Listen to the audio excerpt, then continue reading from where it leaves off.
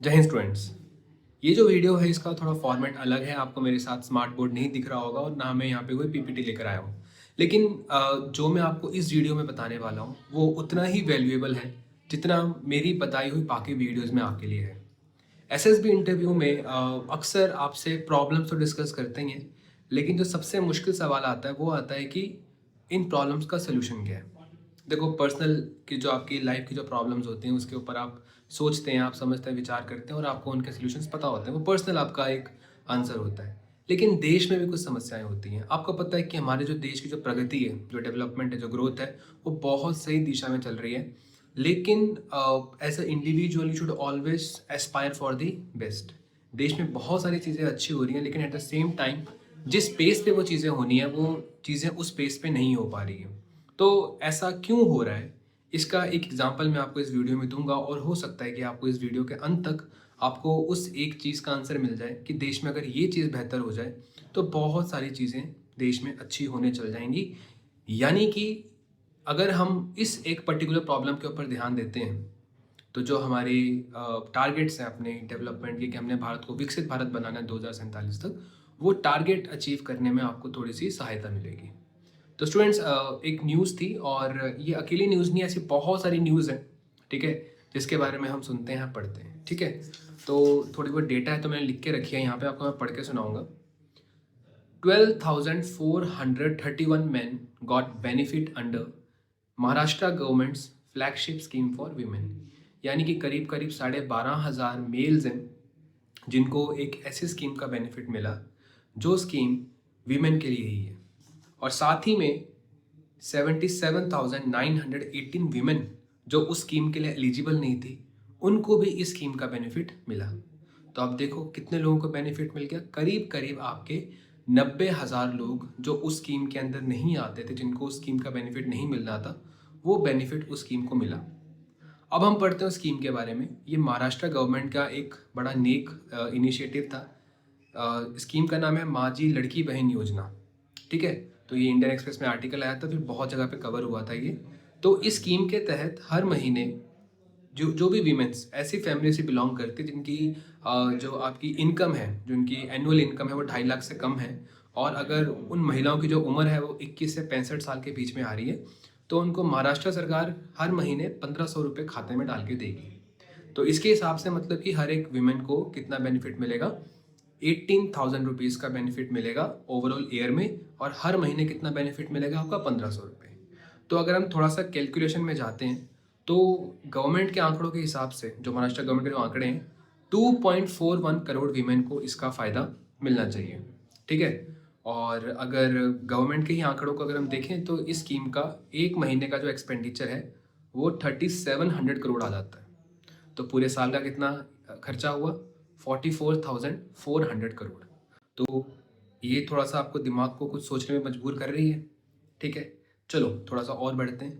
अब ये स्कीम अच्छी है या बुरी है, ये सरकार को हमसे बेहतर पता होता है। लेकिन एज ए इंडिविजुअल मैं आपसे पूछना चाहता हूँ कि अगर ऐसी कोई भी स्कीम आपके आसपास है या आपके परिवार को भी अगर इसका बेनिफिट मिल रहा है, तो क्या ये स्कीम सस्टेनेबल है। देखो, सबसे बड़ा सवाल यही है कि अगर आपको कोई हेल्प कर रहा है तो वो कब तक हेल्प करेगा। अगर हम बात करें गवर्नमेंट की, ठीक है, तो गवर्नमेंट इस समय तो आपको बेनिफिट प्रोवाइड कर रही है, लेकिन ये बेनिफिट कब तक प्रोवाइड कर पाएगी। और जो इस तरह की स्कीम जिसमें बहुत सारा पैसा इन्वॉल्व होता है without creation of any asset, ये चीज़ें सस्टेनेबल नहीं होती हैं। अब आपको भी पता है कि आपके पेरेंट्स जो दादा हैं उनकी अच्छी खासी प्रॉपर्टी होगी, अगर अच्छी खासी नहीं भी होगी तो इतनी तो है कि आप अपना जीवन सरल तरीके से काट सकते हैं। लेकिन फिर भी आपके जो पेरेंट्स हैं वो आपके अंदर एक कैपेबिलिटी बिल्ड करना चाहते हैं, काबिलियत बिल्ड करना चाहते हैं, ताकि वो चीज़ें अपने आप खुद के लिए खुद ही क्रिएट कर सको। ये होता है ना बेहतर अप्रोच। क्या सरकार हमारी कैपेबिलिटी क्रिएट करके हमें नहीं दे सकती है।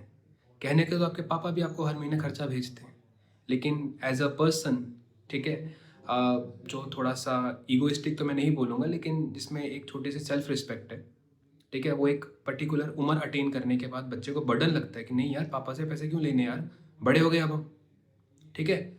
लेकिन अगर पापा आपको पैसे दे रहे हैं कैपेबिलिटी बिल्ड करने के लिए, तो आप ज़रूर ले लेंगे, ठीक है। तो मैं ये समझता हूँ कि जो ऐसी स्कीम है, आपका अगर कोई उल्टा विचार है या इससे ऑपोजिट अगर आप सोचते हैं तो ज़रूर कमेंट्स में बताइए। लेकिन मैं ऐसा समझता हूँ कि सरकार को काम करना चाहिए कैपेबिलिटी बनाने के ऊपर, ना कि आपको इस तरह की फ्रीबीज देनी चाहिए। क्योंकि फ्रीबीज का चलो बेनिफिट होता होगा, बहुत सारे इकोनॉमिस्ट हैं जिनको कहते हैं कि ऐसी स्कीम्स का फ़ायदा होता है, लेकिन वो स्कीम जो इकोनॉमिस्ट हैं वो भी इस बात पे एग्री करते हैं कि ये जो स्कीम्स होती हैं ये सस्टेनेबल नहीं होती हैं। यानी कि ये जो स्कीम्स हैं कुछ समय तक सरकार आपको बेनिफिट प्रोवाइड कर पाएगी, उसके बाद सरकार के जो बाकी अहम खर्चे हैं उसके ऊपर बर्डन आ जाएगा। अब मैं कुछ इसके एग्जांपल्स देता हूँ आपको। अगर इतना ही बजट इसरो को मिल जाता है तो इस स्कीम का बजट इसरो से 3 गुना ज़्यादा है। ठीक है, मुझे लगा ये जो स्कीम का बजट होगा इसरो का कुछ परसेंट होगा, लेकिन नहीं, जब हमने थोड़ा सा कैलकुलेशन वगैरह करी तो ये जो स्कीम है ये इसरो का जो 3 गुना अगर हम बजट कर दें ना तो उससे भी ज़्यादा पैसा इस स्कीम में एक साल में खर्च हो रहा है। लेकिन क्या इससे कैपेबिलिटी बिल्ड हो रही है? नहीं। लेकिन इसरो कितनी कैपेबिलिटी बिल्ड कर रही है? सिमिलरली अगर हम बात करते हैं एजुकेशन, एजुकेशन का अगर हम देश का बजट की बात कर रहे हैं, मैं स्टेट के बजट की बात नहीं कर रहा हूँ, मैं बात कर रहा हूँ किसके बजट की? देश के बजट की। तो जो देश का बजट है इस साल के लिए एजुकेशन के ऊपर वो है 1,28,650 करोड़। ठीक है, और अगर मैं इस स्कीम का बजट देखता हूँ तो 34%, तो हमारे टोटल एजुकेशन बजट का जो पूरे देश के लिए है उसका 34% महाराष्ट्र की जो गवर्नमेंट है इस तरह की फ्रीबीज को देने के लिए मतलब रेडी है। वो कह रहे हैं कि ठीक है, ये जो हम पैसे दे रहे हैं पैसे बिल्कुल सही दे रहे हैं, लोगों को ज़रूरत है। और हाँ, इस चीज़ में मैं उनको क्वेश्चन नहीं करना चाहता कि ज़रूरत है या नहीं है। भारत में जो गरीबी है वो काफ़ी हद तक है और लोगों को पैसों की ज़रूरत होती है। लेकिन अगेन मेरा क्वेश्चन यही है कि ये सस्टेनेबल है? अगर मैं डिफेंस की बात करूँ तो यही बजट डिफेंस के बजट का 6.5% है, 6.5% है। तो कितनी सारी और कंस्ट्रक्टिव चीज़ें हो सकती हैं जिससे आपकी कैपेबिलिटी बन सकती है। ठीक है, तो और दूसरी बात, चलो एक और बात मैं आपको बताता हूँ कि इस स्कीम को जो मैंने शुरू किया था डिस्कशन करना, अब देखो अगर इस स्कीम को सही तरीके से भी इम्प्लीमेंट किया जाए तब भी करीब करीब 90,000 लोगों को गलत बेनिफिट मिल रहा है। तो ये हमारे देश के साथ जो है ये एक बहुत बड़ी प्रॉब्लम है। मैं इसमें गवर्नमेंट को कम ब्लेम करता हूँ, लोगों को ज़्यादा ब्लेम करता हूँ।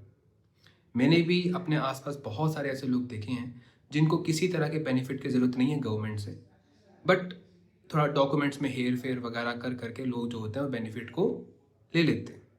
ठीक है, और गवर्नमेंट भी इन चीज़ों के ऊपर ध्यान नहीं देती है। तो इससे क्या होता है कि जो इंटेंडेड बेनिफिट होता है वो लोगों तक नहीं पहुंच पाता और बहुत सारे लोग फ्री राइडर बन के क्या करते हैं, इन तरह की स्कीम्स का बेनिफिट ले लेते हैं। अब आप भी एग्री करेंगे कि आपके आसपास भी ऐसे कुछ लोग होंगे जिनको इस तरह की स्कीम्स का बेनिफिट मिलता है। देश में बहुत सारे लोगों को ऐसी चीज़ों की ज़रूरत है, लेकिन यार क्या 2.4 crore women of one particular state, क्या उनको इसकी ज़रूरत है?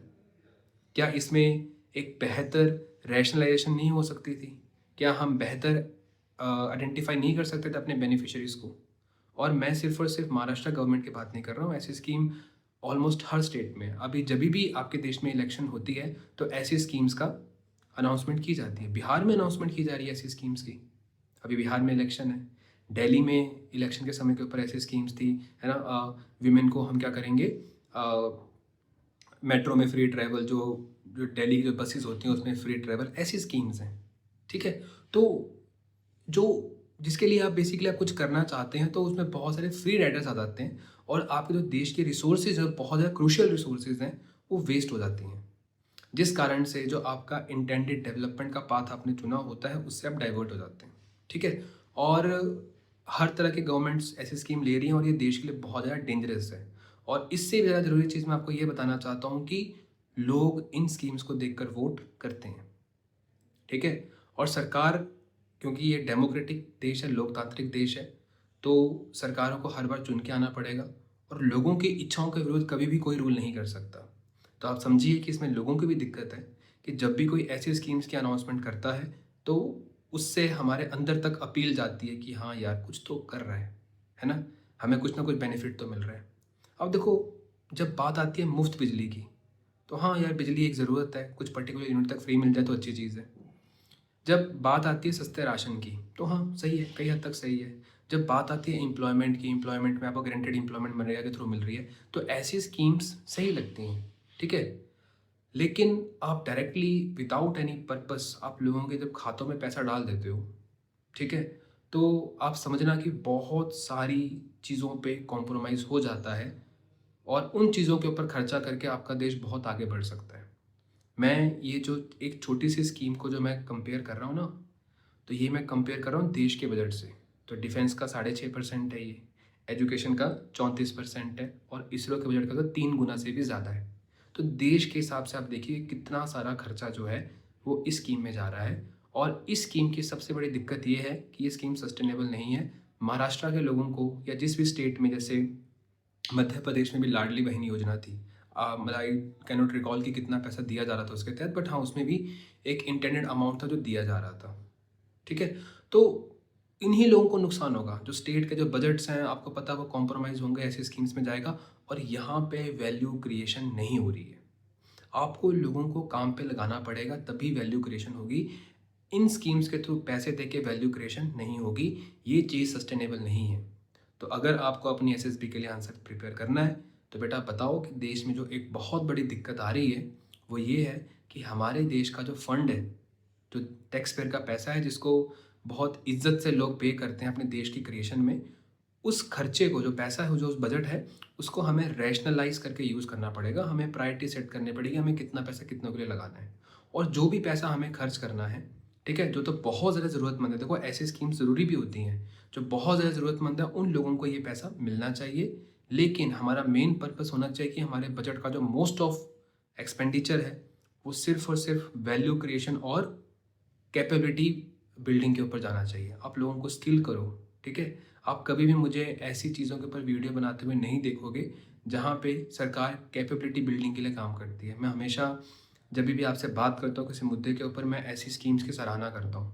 लेकिन इस तरह की एक तो स्कीम्स कैपेबिलिटी वाली नहीं है, ऊपर से इसमें भी जो फ्री राइडर्स आ जाते हैं, तो कितना सारा बजट जो आ रहा है। आप सोच के देखो, अगर ये अपना पर्सनल बजट होता है ये आपका, और उसमें इतनी सारी लीकेजेस होती है उस बजट में, तो क्या आपको गुस्सा नहीं आता, क्या आपको बुरा नहीं लगता? ठीक है, तो मैं उसी चीज़ की बात कर रहा हूँ। और मैं स्टार्टिंग में आपको ये भी कह रहा था कि जो भी हम यहाँ पे बात कर रहे हैं समय के ऊपर, ये आपकी लाइफ का पर्सनल एग्जांपल है। आपके पास एक बजट होता है, आप उस बजट को सही तरीके से इस्तेमाल करोगे। अगर आप उसको देखो, इकोनॉमिक्स की टर्म में अगर हम बात करें तो आपके दो तरह के खर्चे होते हैं, एक होता है रेवेन्यू एक्सपेंडिचर, एक होता है कैपिटल एक्सपेंडिचर। ठीक है, इकोनॉमिक्स में तो सरकार जब जब कैपेक्स करती है यानी कैपिटल एक्सपेंडिचर करती है, तो उससे एसेट क्रिएशन होती है। और ऐसे चीज़ों के लिए अगर आप लोन लेके भी खर्चा कर रहे हैं, ठीक है, तो उसको प्रेज़ ही किया जाता है, उसको बुरा नहीं माना जाता है। अगर हम देखें भारत में कितना सारा उधार है, तो हमारा जो डेट टू जीडीपी रेशो है वो ऑलमोस्ट 82% तक पहुंचा हुआ है।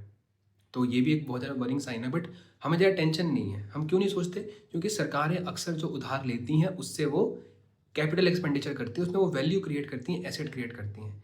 लेकिन जब किसी भी सरकार का रेवेन्यू एक्सपेंडिचर जो आपके लिए वैल्यू क्रिएट नहीं करेगा, तो वो दिक्कत आएगी। आप सपोज करो आपकी एक फिक्स्ड इनकम है, उस फिक्स्ड इनकम के ऊपर आपके खाने के खर्चे, आपके अयाशी जो है वो बढ़ रही है, आपका फर्नीचर के ऊपर खर्चा बढ़ चुका है, आपने घर का रेंट बढ़ा दिया हुआ है, तो ये कोई वैल्यू क्रिएशन थोड़ी है आपके लिए। तो ऐसे खर्चे आपको हमेशा कम करने चाहिए। जबकि एजुकेशन के ऊपर खर्च किया गया पैसा, ठीक है, आपने बिजनेस के लिए कोई लैपटॉप लिया है, आपने मोबाइल फ़ोन एक अच्छी क्वालिटी का लिया क्योंकि आप ब्लॉगिंग करते हैं, आप उससे पैसा कमाएंगे, तो इस तरह के कैपेक्स होते हैं। तो ऑलवेज कैपेक्स की तरफ ध्यान देना चाहिए। तो ये जो स्कीम है ना, ये गवर्नमेंट के बजट में भी रेवेन्यू एक्सपेंडिचर में आएगी। तो किसी भी इकोनॉमिक्स की किताब में इस तरह के स्कीम्स को सही नहीं बताया जा सकता। ये ट्रेंड पूरे भारत में चल रहा है and these are very worrying signs. ठीक है, तो please give it a thought and thank you so much if you have reached to the end of this video. ये मेरी तरफ से आपको एक छोटी सी जानकारी थी जो मैं शेयर करना चाहता था। And because you are watching my videos, you are commenting and आप डिमांड करते हैं और भी कंटेंट के बारे में, तो आई थॉट कि जो मेरी सोच है इन चीज़ों को लेकर, उस सोच को मैं आपके सामने यहाँ पे रखता हूँ। तो बहुत बहुत धन्यवाद आपका अंत तक सुनने के लिए। आपके क्या विचार हैं इस तरह की स्कीम्स के लिए, आप क्या सोचते हैं, ज़रूर कमेंट्स में बताइएगा। Thank you.